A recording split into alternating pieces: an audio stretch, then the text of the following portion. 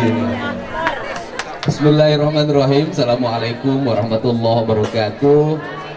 Sampurasun, Pak Bupati dan seluruh warga masyarakat Kabupaten Cianjur, khususnya para petambak, para petani ikan, Pak Dirjen dan semua sahabat saya Komisi 4 DPR RI, dan ada tuan rumahnya Bu Endang nanti menyampaikan setelah ini memimpin acara.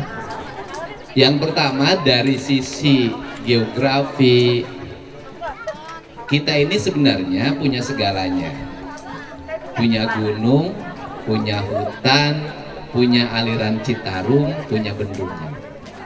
Karena kan kalau lihat dari filosofi dasar tata ruangnya orang Sunda itu yang sudah dirumuskan sekitar ribuan tahun yang lalu, itu ada 3 prinsip dasar. 1, gunung kudu awian, lengkop kudu balongan, lebak kudu sawah. Artinya apa?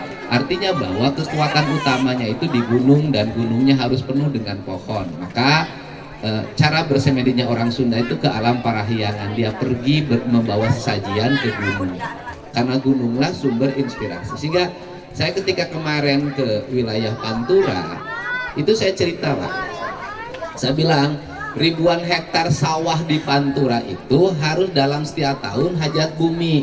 Hajat buminya harus ziarah.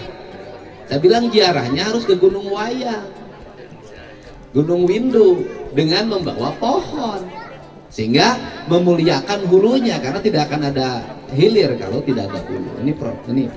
Tetapi seluruhnya menjadi porak-poranda ketika ini tidak dipahami. Gunungna gundul, lengkopna notok, lebakna paburan. Nah, sehingga ketika ngomong pariwisata sulit kita. Apa yang akan dilihat? Ini baru dari sisi tata kelola lingkungan. Di gunung, di selatannya kita nanam sayur, engkol sudah makin naik ke atas.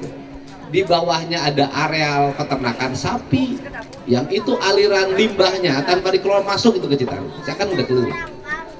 Kemudian masuk juga ke Cirata. Ini saya pernah lah jadi bupati dulu membongkar seluruh areal di Jatiluhur itu. Kata ITB-nya harus 8.000, tapi di arealnya 50.000. Ya, ribut sih, luar biasa ributnya. Nah, kita ini selalu yang menjadi logika ini adalah ekonomi, padahal nanti runtuhnya bareng. Nah, kemudian di sini juga saya lihat data ya, harusnya 7.000, yang adanya nggak tahu 40.000, nggak tahu 50.000, dan itu rata-rata itu nggak ada izinnya, dia tidak bayar pajak, gitu kan? Nah, kemudian dan rata-rata dibiarkan tingkah marana itu pejabat BUMN semua dibiarkan, nggak ada tindakan gitu loh, nggak ada tindakan. Nah, kemudian dari sisi aspek regulasi ekonomi, saya tahu tuh satu orang, seingat saya dulu itu yang di Jatiluhur, saya nggak tahu di sini, satu orang dari Jakarta itu ada yang menguasai 2.000 keramba. Alasannya kan ekonomi lingkungan. Yang daerah ibu keramba ini juga pekerjanya sudah bukan orang situ, orang luar. Nah, akibatnya adalah karena ini dikuasai orang Kalimantan, orang Jakarta, ada yang merasa di backing A, di backing C. Dampaknya penduduk lokal bikin lagi di luar zona. Di luar zona, nyen belah ditu, nyen belah dia. Tapi setelah itu ada eceng gondok. Ah, liur we. Ngaliwat geus teu bisa, kesini eceng kono, kesini keramba, liar atuh. Maka kira laukna mabok. Nah, ini baru satu sisi loh. Nah, dari sisi aspek kepentingan pembangkit listrik, itu korosi alatnya lebih cepat. Itu yang kedua ya. Jadi peralatannya di Jatiluhur, Cirata cepat. Yang ketiga, sedimentasinya makin cepat. Harusnya misalnya umur bendungannya 150 tahun, itu bisa turun ke 100 tahun. Karena sedimentasi ini cepat. Kemudian yang lebih unik lagi adalah ketika sedimentasi ini harus diturunkan ke Citarum, nggak bisa juga. Karena daerah aliran Citarum di Kerawangnya sudah berubah jadi industri dan perumahan. Udahlah ini mah mangpet aja. Nah, ini yang harus diingetin. Nah, yang berikutnya overproduksi, gitu kan, berdampak juga pada harga ikan yang terus jatuh. Saya turun deh Mas ya. Benar tuh? Aing mah nyang udah ngingu lauk. Ya. Itu turun. Ini kalau sudah jatuh ada harga ikan mas itu bisa 12.000. Bisa 12.000. Nah, ketika dulu ada normalisasi keramba, kemudian yang pendatang-pendatangnya diberesin, itu orang lokal banyak yang kaya cepat karena harga ikan mas pernah menyentuh 35. Kemarin 35 tuh, 32, 32, bahkan pernah harga ikan nila melebihi ikan mas. Dan yang paling mahal harga ikan nila ini yang miliaran itu nilawati. Nah, ini nah itu tahu aja. Nah, ini yang terjadi. Nah, berikutnya adalah kita juga harus hati-hati, ya kan? Saya khawatir lah suatu saat ada yang lab kemudian diposting di media sosial. Ini rontok Pak. Kenapa? Airnya Pak sudah Citarumnya belum clear benar, ditambah dampak limbah pakan yang jumlahnya luar biasa. Nah, jadi bisnis ikan ini sahanu balenghar tukang pakan. Benar tuh? Nah, aing anu tukang lauk mah tinggal ngaripu. Apa mau bikin turun? Pakan mah kudu dibayar, air lauk murah. Kan? Benar tuh? Murah. Ditambah deui ieu Cirata teh siga TPA. Siga tempat pembuangan sampah runtahna luar biasa. Karena aliran sungainya membawa sampah yang numpuk luar biasa. Aing mah tuh nyaho lah urusan kieu mah. Mau bisa dibobodo. Nah, lambahnya luar biasa, jarang dibersihkan. Saya pernah vlog tentang itu. Nah, ini harus segera dibangun. Nah, landscape-nya. Landscape itu areal tanah perhutani di sini, ya kan? Di sini 2 hektar. Sebelah sana masih banyak Bu, yang Cirata sebelah sana. Ya kan? Di Babadan longsor kalau hujan. Nah, saya memberikan saran pada perhutani sebaiknya di areal catchment area Cirata Jatiluhur itu tidak ditanami tanaman yang bisa dipanen, tapi ditanamin tanaman-tanaman kayu yang tidak bisa diperjualbelikan. Untuk apa? Karena fungsinya itu bukan fungsi produksi, fungsinya adalah fungsi konservasi. Agar apa? Agar bisa membantu menetralisir air Cirata. Ini ada fungsinya, bambunya harus diperbanyak, pohon-pohonnya yang umurnya ratusan tahun harus segera ditanam lagi. Tidak pohon musiman, karena sayang juga daerah pinggirannya sudah hijau, tiba-tiba gerusum, karetnya dikeluar, karetnya ditebang, jengjingnya ditebang, akhirnya nggak selesai reboisasi. Nah ini penting, catatan penting, sehingga mudah-mudahan lah ke depan ini kita bisa bersama-sama untuk mengembalikan kembali fungsi bendungan Cirata. Dan kita ingin ikan ini yang hidup tuh ekonomi lokal. Karena logika dari areal perikanan di Cirata itu logikanya adalah mengganti masyarakat setempat yang kehilangan tempat tinggal dan pekerjaan. Logikanya itu. Jadi karena kehilangan pekerjaan dan tempat tinggal, diganti pekerjaannya menjadi memelihara ikan. Tetapi karena biasalah diinjem KTP na hungkul, diinjem ngaranna hungkul, nu boga modal mah batur. Bener teh? Ari urang dia hirupna tinu naon? Nguseup. Ya kan? Hirupna nguseup pengen jual nila nu paraeh teh. Ketek. Anu gampang cair duit tukang kopi. Ini yang terjadi ya, karena pemodal besarnya kebanyakan dari luar. Jadi ke depan harus ada rasionalisasi, yang modal besar keluar suruh keluar, yang lokal suruh menguasai. Nah kemudian nanti kalau terrasionalisasi maka orang lokal itu bisa menikmati lagi harga ikan mas 35.000. Dan kalau angka itu masuk, nyarandung kurang dia. Kan? Karena untungnya tiap minggu. Kan? Dan terakhirnya, bisnis lauk teh bisnis carita. Da orang mah boy gaul jeung maranehna. Ai ngomong ngirim ka Muara Angke lo bawa, Pak, wah 10 ton per minggu, 10 ton per minggu. Gitu we nyaritakeun teh. Ari ujungna ka aing nginjem duit. Kumaha cenah Pak aya mah ditok malah teh cai coba hanyir. Nah ini, nah biasalah usaha mah gitu. Dulu cari tanah hungkul, menang untung teh nya. Mudah-mudahan pertemuan ini bisa memberikan gambaran umum buat ke depan. Mudah-mudahan Cirata bisa kembali lagi menjadi pusat objek wisata. Airnya jernih, ikannya berkualitas, para petaninya, para petambaknya sejahtera.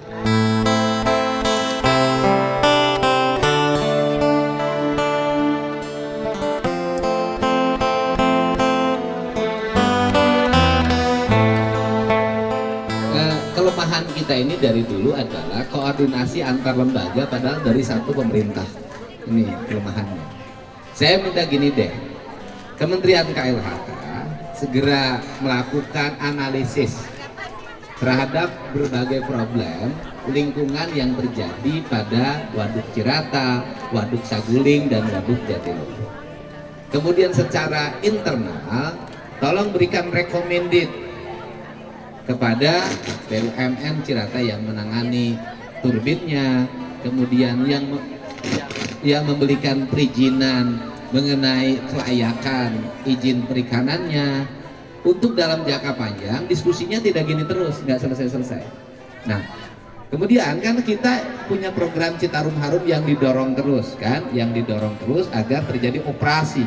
Tetapi kan tidak mudah karena operasi ini nanti berhadapan dengan para petani. Nah, kalau dulu ketakutan operasi itu karena apa? Karena para pemiliknya itu kebanyakan di Jakarta. Jadi ketika suruh operasi ada yang telepon, gitu kan? Gitu loh. Dulu begitu kan saya nanganin, ada yang telepon. Nah, sekarang kan instruksinya sudah Menko nih harus segera jalan. Karena apa? Karena kalau terus tidak selesai, apalagi misalnya berharap di 2025 baru selesai, kan ada perubahan-perubahan di kita ini kan, ganti kepemimpinan, ganti kebijakan. Nanti nggak anges-anges. Nah, termasuk barangkali regulasi. Nah, regulasi yang memberikan izin perikanan di area danau itu Pemprov. Nah, Pemprov. Nah, pemegang regulasi ini harus ngambil tindakan. Gitu loh. Jadi ketika dilihat ini tanpa izin berapa, ambil aksi tindakan karena lintasnya sudah lintas kabupaten. Nah ini, nah di kita ini kan hari ini semuanya tidak pernah ada yang berani mengambil tindakan berhadapan dengan ruang publik yang sebenarnya kita ini semuanya adalah upaya melindungi publik. Siapa yang kita lindungi adalah para petani lokal yang minim modal. Petani lokal yang minim modal ini juga ngambil pakannya nganyuk, dibayar nggak panen, lamun panen gagal, hutang pakan teka bayar, hutang bini teka bayar, tanaga teka hitung, mungkin lumpatna ka Bang Emo, sorry kabelangan. Ini yang terjadi berlipat-lipat nih problem. Nah, nyaho aing Bang Emok mah. Nah, ini yang terjadi sehingga penertiban membuat rasionalisasi ya nggak usah angka 7.000 deh, rasionalisasi ke 15.000 saja itu akan menguntungkan petani lokal. Kenapa? Hitung jumlah penduduk sabaraha siki di dia sabaraha urang 15.000. Kalau 15.000 bagi satu orang misalnya punya 10 keramba, itu berarti sudah ada 1.500 petani. Dan orang dia mau tapi ke 7.000 mau kan? Sekarang saya nanya, berapa jumlah petani lokal Cianjur yang ngurus ikan? Petani, lain kuli, sabaraha? Di dataran nu asli orang dia. Peruntukannya juga bukan Cianjur, dia lain jangan belah dia, orang dia nu kagusur ku Cirata gitu. Kalau misalkan Cikidang kemarin ada 200 petani, 200 petani dengan jumlah 2.880 petak. Eta nu asli orang dia. Ada 1-2 yang luar daerah. Iya bukan gini. Orang Cianjur nih yang daerah pinggiran Danau Cirata, ada berapa orang yang menjadi petambak? Jumlah tambaknya berapa? Jumlah tambaknya jumlah per orang kan total. Jumlah petaninya berapa? Ya. Jumlah tambaknya berapa? Jaringnya sabaraha hiji? Jumlah petaninya 200-an, jumlah petaknya 2.800 488. Artinya kalau ingin dikembalikan ke 7.000 sudah over orang sini. Iya, over. Artinya kalau 7.000 diperuntukkan untuk warga sekitar yang terdampak dari pembangunan Jatiluhur, bisa benghar orang dia harga laukna 35.000 taruhan lah. Ini kan yang terjadi seperti itu, kan gitu. Dan lagi-lagi datanya saya yakin nggak punya. Kata makan kira-kira. Hasil data terakhir, Pak. Terakhir. Kebetulan saya yang mendata di lapangan. Oh iya. Nah artinya bahwa kalau memang jaring ini diperuntukkan untuk para petani lokal, orang sini tidak akan kehilangan haknya untuk menjadi petani ikan di Cirata. Jadi nu ngageser, nah orang luar, nggak satu orang luar nunggu sebalik harus jadi itu jadi yang nggak ngurus lauk segala, ku gaji tunjangannya nggak cukup bikin ke orang dia. Gitu. Mantapnya kudu tegas dia ada unuan-unuan gitu. Kabupatennya cenah kewenangannya lain di provinsi itu. Provinsinya 40%-nya pendatang. heeh. Jadi lamun ngomong politik kita mau milih iya atuh.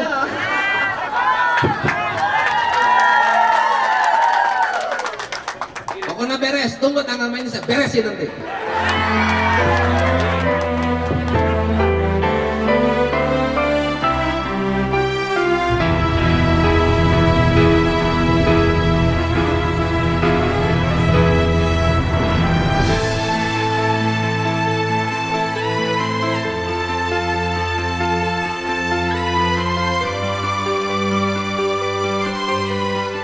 Ini urusan bibit ya. Ini kan bibit ini nggak sembarangan cocok-cocokan, ya kan? Nah bibit di sini kan disuplainya dari Binom dan Pak Gaden. Subang udah ditunya, oh aing balong naboga. Nah jadi gini, bisa nggak gini loh Pak Dirjen, suplai bibit tuh karena bibit yang dikirim Pak Dirjen belum tentu cocok di sini. Bisa nggak? Kirim bibit untuk petani di Cianjur gini berapa ratus, satu orangnya kebutuhannya berapa, satu musim aja sekali, kan itu bisa jadi modal dasar. Tapi ngambil bibitnya bapak pengadaannya langsung ke langganan dia, gitu kan, langganan dia yang kirim. Karena kalau dikirim dari Pak Dirjen belum tentu juga itu bisa hirup, parah itu teh jauh. Ini bisa nggak polanya begitu, jadi pengadaannya langsung ke ke tempat yang dia suplainya tuh ke daerah pendederan yang di Subang itu, koordinasi di sana kerjasama, kirim bibit sini, ini bayar ke sana, ini ke sini, bisa nggak begitu? Gitu. Pak, bisa nggak? Jadi kirim bibitnya jangan yang baru lagi, dari yang mereka langganan. Baik, intinya kalau bibit kita siap. Cuma adanya di Sukabumi. Sebenarnya bisa aja kalau mintanya mau dimanapun. Persoalannya kita ini ada audit, itu yang jadi persoalan. Kena lagi ke BPK. Iya, tapi kalau menurut saya Sukabumi kan kita, ini kepala balainya nih ada nih ya, Pak Wawan. Saya ajak ke sini, tolong Pak Wawan langsung disonding. Jumlahnya tadi kan 200-an. Satu pembudidaya itu butuhnya berapa Pak bibitnya? Coba Pak, langsung aja kita putuskan hari ini. Satu orang satu keramba 2 kintal. Ukuranana 2 ramo. Ah, 2 ramo. Sebuah ekor. Jadi itu kalau ikan mas kilo 80 ekor, kilo 100 ekor. Sekilo 80 malus mah 100 malah gitu. Sekilo 80. Kan gitu. Kali 2 kintal. Jadi seberapa? Ya udah nanti Mas Wawan. Ya ini kepala balainya, langsung nanti siapa yang dituakannya Pak? So, Konyaknya Pak Agus. Siapa? Ketua kelompoknya siapa? so ketua kelompokna. Apa? Pak Jade. Ya sudah, langsung ya. Ji, anu saramo 2 Ji. Heeh. Ulah nu lobati kade ulah dibere binin segede kias ya. Paes ya. Nanti Pak pencemaran atau parah atau lebih nalit itu Pae. Pae. Malus mah sakieu. Tiap dinten nganggur itu Pak Pae. Iya Pak, ini aja tinggi sekali Pak. Udah ada di adat dan kami. Sampai ke eceng gondoknya aja sudah ada. Mohonlah solusinya Mas di mana lah gitu. Karena ya udah kadung jalan tapi bila mana ada program yang bagus mungkin kita bisa jalan bareng-bareng. supaya ada solusi. Ya, nanti kami koordinasi dengan Pak Dirjen KLHK ya. Tolong ya Pak Ade ya. Ini Pak Wawan nih. Tolong dilihat tuh Pak wajahnya supaya ingat. Ya, ada Bu Ilma juga di bagian produksi saya bawa ya. Itu tolong Bu dipastikan harinya ada kepastian sehingga kapan. Kan nggak bisa simsalabim Bapak ini ngomong besok harus ada kan begitu. Palingnya butuh waktu seminggu ke depan kan begitu supaya disiapkan. Gitu ya Bu Endang, Pak Bupati. Ya. Oke, baik, terima kasih. Saya kembalikan ke Oke, selesai. Nuhun ya. Pokoknya anu paling utama anu beres-beres mah eta mah ke programna pemerintah. Anu paling utama anu deukeut mah ayeuna mah minimal komisi obat datang ka dieu sausum menang kiriman bini gratis, benar tak? Kan lumayan. Tapi binina nu 2 ramo jeung 3 ramo. Terus anu 3 bulan langsung jadi 1 kilo obat. 1 kilo tilunya kade binina ulah nu sagede nyere paeh di dieu mah. Bagian gitu. Itu saja. Hatur nuhun sadayana. Assalamualaikum warahmatullahi wabarakatuh. Sampurasun.